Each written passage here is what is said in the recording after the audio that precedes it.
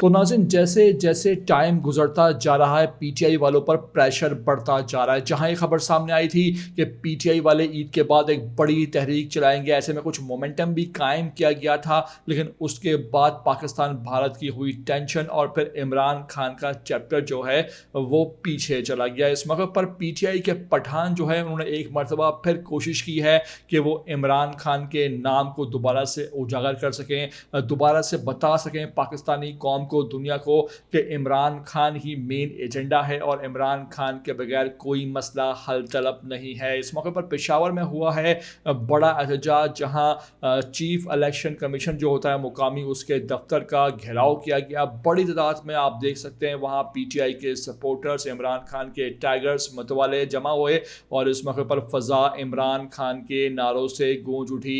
वहां पर जुनैद अकबर की भी एंट्री हुई और इस मौके पर वहां जितने भी कारकुनान थे, पीटीआई के सपोर्टर्स थे, हमदर्द थे, वो जुनैद अकबर को ये कहते पाए गए कि आप तो कहते थे कि हम अब टफ टाइम देंगे हुकूमत को, तो अब बताएं कि कब चलना है अडियाला जेल। इस मौके पर वहाँ लोगों ने बहुत ज़्यादा सवालात किए जिसका जुनैद अकबर के पास कोई जवाब नहीं था। नाज़रीन, ये बात तो तय है कि ख़ास तौर पर पेशावर के लोग जो हैं वो सरापा एहतजाज हैं, निकल कर सामने आ रहे हैं और इमरान खान का जो पैगाम है वो दुनिया तक पहुँचा रहे हैं, एहतजाज भी कर रहे हैं। अब ये मामला किस करवट बैठेगा, आया पीटीआई जो है एक बड़े लॉन्ग मार्च के लिए तैयार है कि भी नहीं, तो ये तो आने वाला वक्त बताएगा।